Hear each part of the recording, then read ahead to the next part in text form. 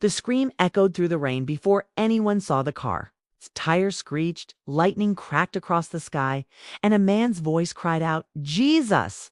Then silence. But to understand how that night happened, we must go back 12 hours earlier. In the heart of a busy African city where neon lights danced on wet streets, Ade sat alone in her living room, trembling. The clock read to 43 a.m., yet her eyes were wide open. Sweat rolled down her temples as she whispered, "Not again, Lord, please. Not this dream again." She had seen it twice already that week, the same vision.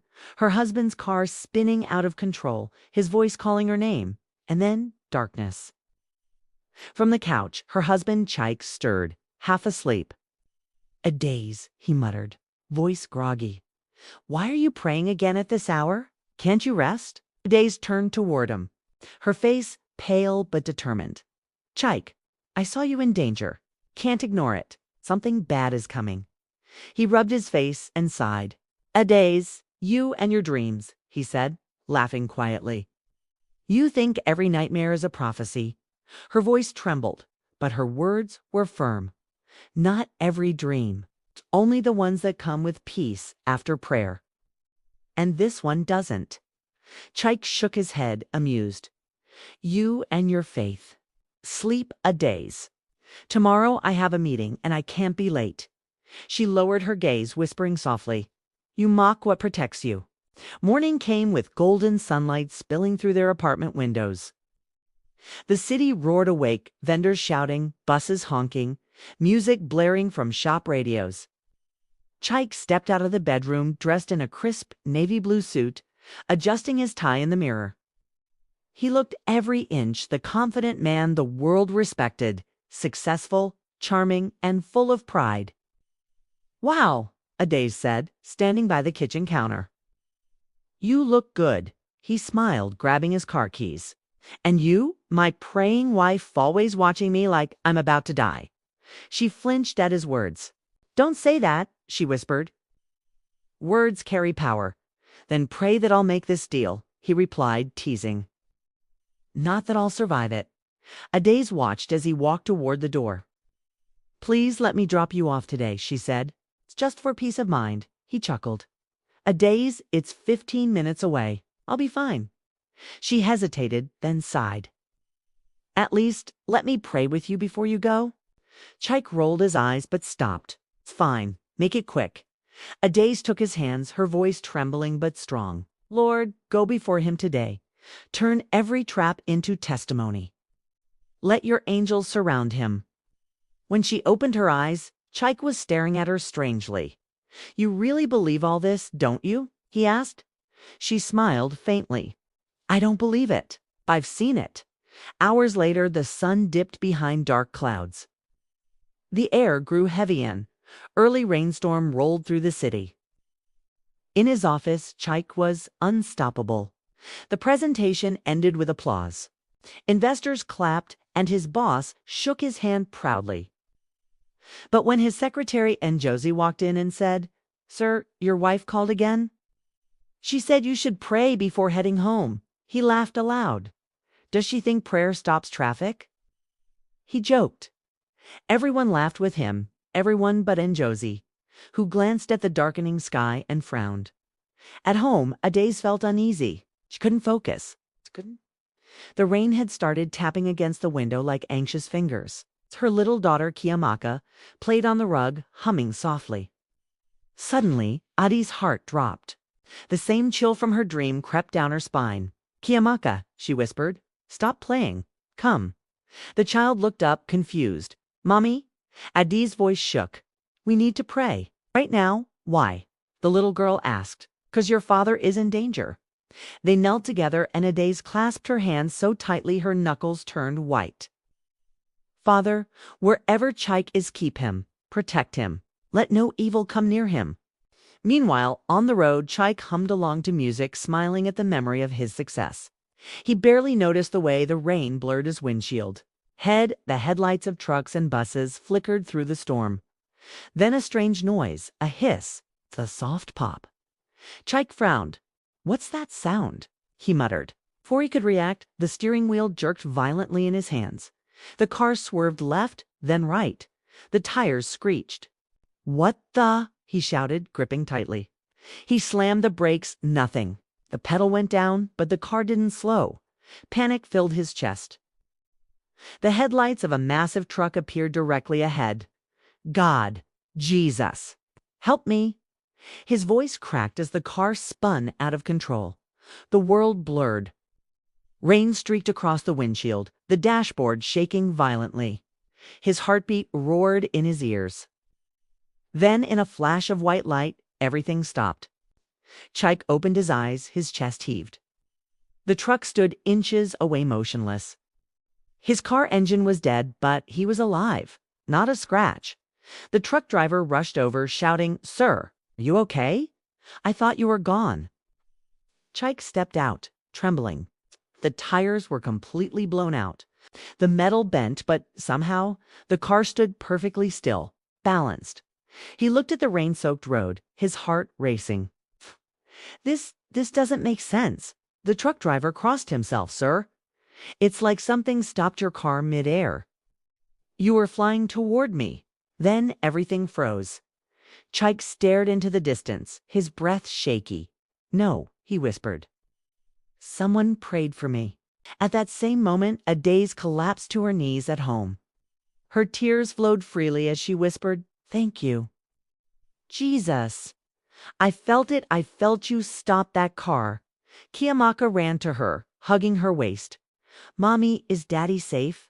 Adaze smiled through tears. "Yes, baby. God just saved him." Later that night, when Chaik entered the house drenched and shaking, Adaze knew. She ran to him, and he caught her in his arms, his voice breaking. "Adaze, it's true. The brakes failed. I should be dead."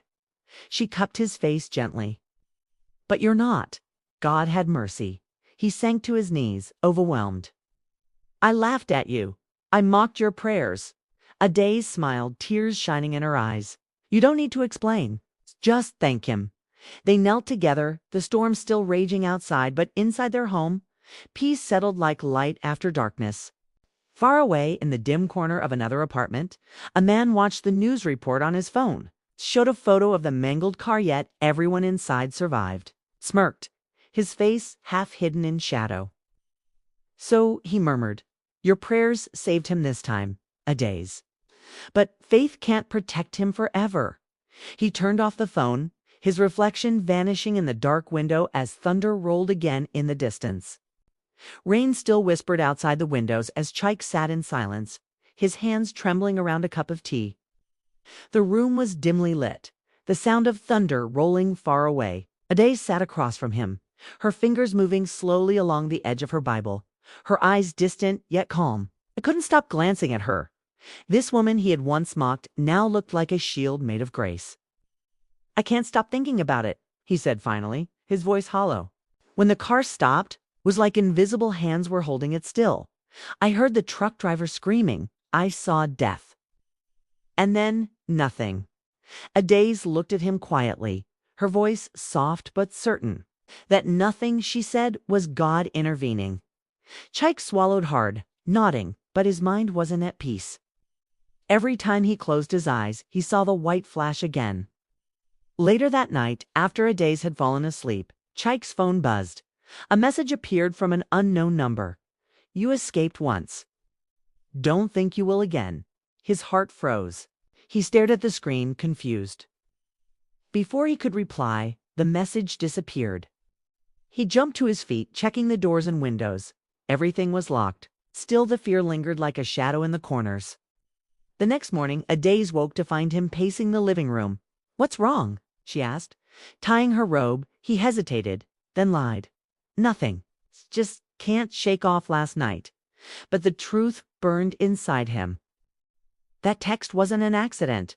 Someone knew about the crash. Someone wanted him gone. Days passed. The storm faded, but unease filled their home like humidity after rain.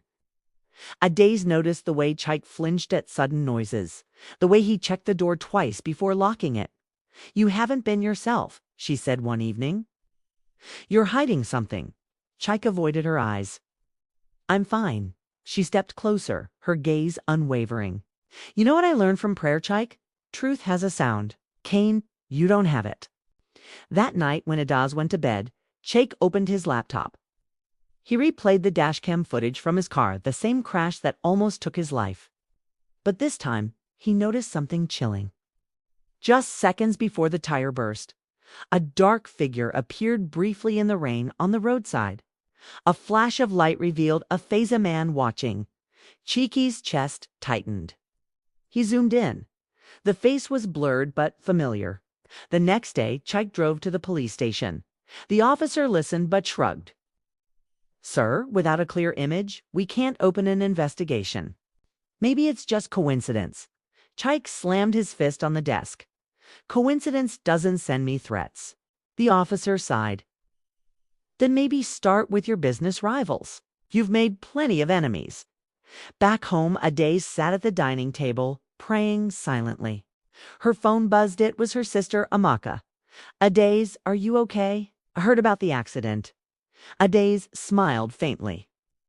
"We're fine, by God's grace." "Be careful, sister," Amaka whispered. "I saw a strange man outside your compound yesterday when I passed by. He looked like he was waiting." Adi's heart pounded. What did he look like?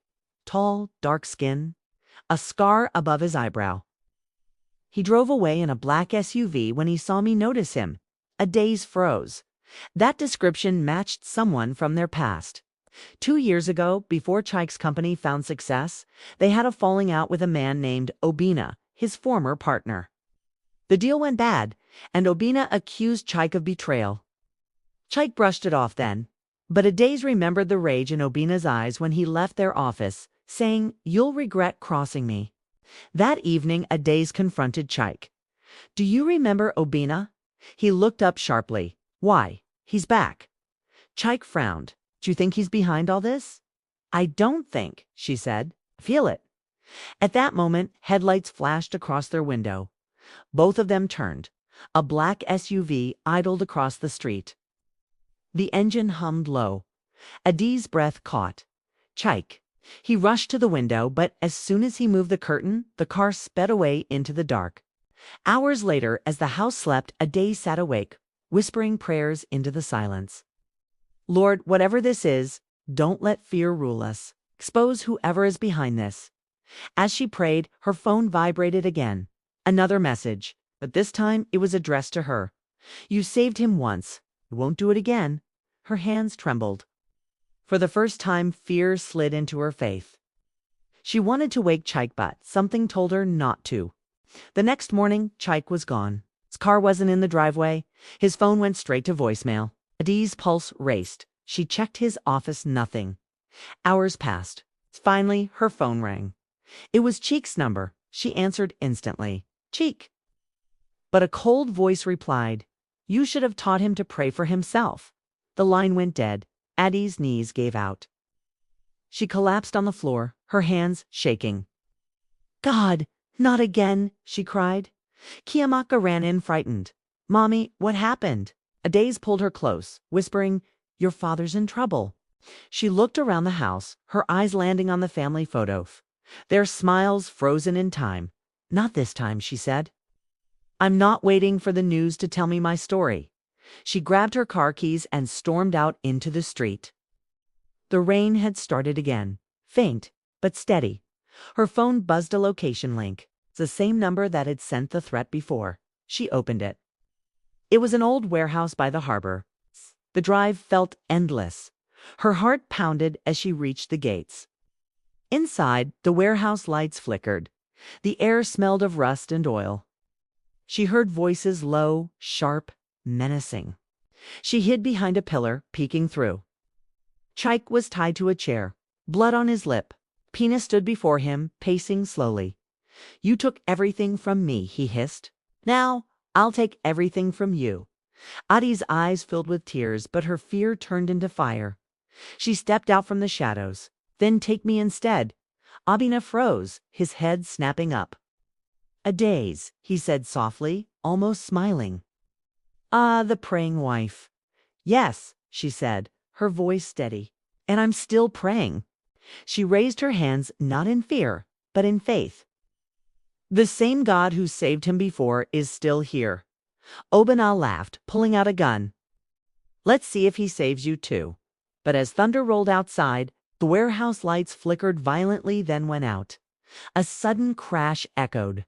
A heavy beam fell from above, striking the floor between them. Sparks flew. Smoke filled the air. Obina stumbled backward, shouting. Chike broke free, rushing toward Adaze. Together they ran through the smoke, out into the storm.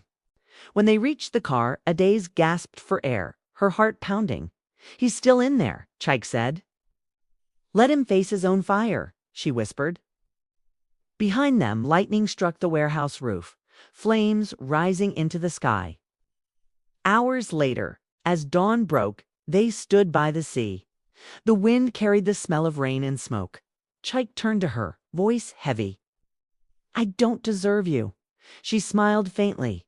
You never did. But grace doesn't need you to deserve it. They watched the sunrise together, silent but alive. For the first time, Chike understood what Adaze had always known, that faith doesn't just protect, it transforms. And somewhere far away in another shadowed corner of the city, a phone buzzed again. A new message appeared on the screen. It's not over.